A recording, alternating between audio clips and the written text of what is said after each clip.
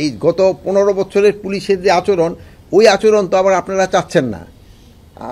আপনারা যেমন যেইভাবে আমাদের প্রশ্ন করতেছেন, আগে কিন্তু এরকমভাবে প্রশ্ন করতে পারতেন না।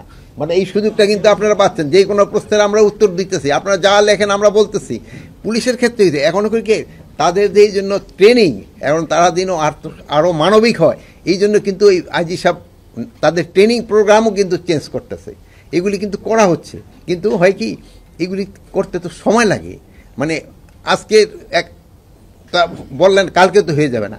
আর এরকম যে ধরেন উত্তরায় থানা, এরকম দুই একটা তো ঘটনা ঘটবে, যে ঘটবে না তা না, বাট এটার ক্ষেত্রে আপনারা দেখতে হবে আমরা এদের ক্ষেত্রে অ্যাকশন নিচ্ছি কিনা। যদি আমরা অ্যাকশন না নেই, শিশু মানুষদের বলতে পারেন আমরা তো অ্যাকশন নিচ্ছি, এবং আইজি সাহেব তো পুরো অ্যাকশন নিচ্ছে।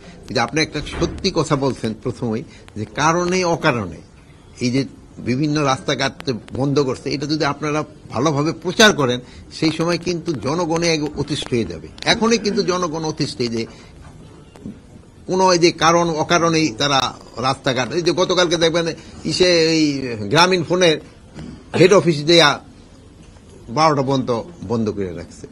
এগুলি আপনারা মিডিয়া বলেন, এরা এই জিনিসগুলো আমাদেরও কিন্তু একটা ধৈর্যের সীমা থাকা দরকার। আমাদের কিন্তু ধৈর্যের সীমা কিন্তু শেষ করে দিচ্ছে তারা।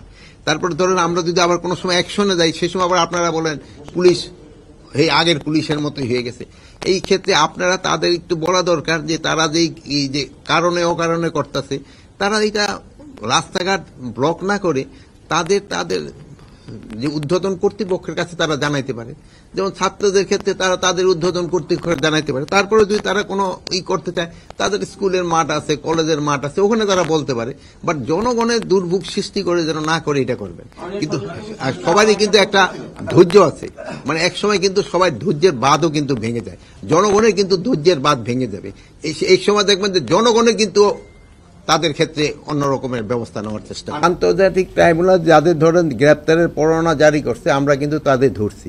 তারা কিন্তু অনেকে মেইন তারা তো আপনারা জানেন সে তো বাংলাদেশেই নাই, আমরা এখন তাদের কোথায় থেকে ধরে নিয়ে আসবো? এরকম তারা যারা নেই দেশে নাই, তারা তো হয়তো ওয়ারেন্ট ইস্যু করে দিচ্ছে, তাদের তো আমরা ধরে আনতাছি যারা দেশে আছে। বাট যারা দেশে নাই তাদের তো আমাদের পুলিশ গিয়ে ধরে আনতে পারে না। এটা ক্ষেত্রে আমরা চেষ্টা করতেছি, যেহেতু পার্শ্ববর্তী দেশের সাথে আমাদের একটা ট্রিটি আছে, ওইভাবে তাদের আনা যায় কিনা। আমরা কতটুকু অর্জন করতে পারিছি এটা জনগণ বলতে পারবে, আমরা তো বলতে পারবো, কিন্তু আপনারা হয়তো সাংবাদিকরা আরো ভালো বলতে পারবেন আমরা কি পরিস্থিতিতে দায়িত্ব নিছি, ওই থেকে এখন পরিস্থিতি কিরকম। জনগণের আশা তো আমরা আস্তে আস্তে পূরণ করতেছি। জাল অথবা ওই যে আমরা জেলেরে ধরি, কিন্তু যেই জায়গায় জাল বানাচ্ছে, যে ফ্যাক্টরি, ওখানে কিন্তু আমাদের আগে ব্যবস্থা নেওয়া দরকার। তবে কিন্তু আমাদের এই জিনিসটা হবে না।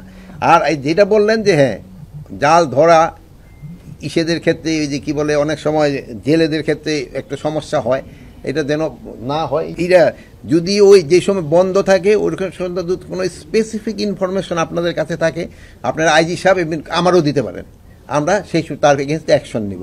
এখন মানে ইন জেনারেল এটা দিয়ে গেলে কিন্তু পারা যাবে না। আপনারা স্পেসিফিক থাকলে আমাদের নাম্বার আছে, আর আপনারা সাংবাদিকরা যে কোনো ঢুকতেও পারেন, আপনারা আমাদের কাছে দিন। যদি আমরা ব্যবস্থা না নেই, সেই সময় আমাদের বলে, যদি এরকম কেউ করে তারে কোন অবস্থায় আমরা ছাড় দেব না। নিজস্ব যেগুলি ধরেন আমাদের এই নৌ পুলিশের, তার কাছে যে সময় রিপোর্টগুলি আসে, সে অবশ্যই অ্যাকশন নিচ্ছে। এরকম যে দুই একটা যে ঘটনা ঘটতেছে না তা না, এবং হচ্ছে, এবং এইগুলির ক্ষেত্রে অ্যাকশন নেই। যদি কোনোটা অ্যাকশন না নেয়, আপনারা আমাদের বলেন, আইজি সাহেবরে বলেন বা আমারে বলেন, আমরা অ্যাকশন নিব। আমরা মাঠ পর্যায়ে তাদের আইজি সাহেবের নির্দেশনা কিন্তু একবারে অ্যাবসলিউটলি ক্লিয়ার। এখানে আইজি সাহেবের নির্দেশনার ভিতরে কোনো সমস্যা নেই।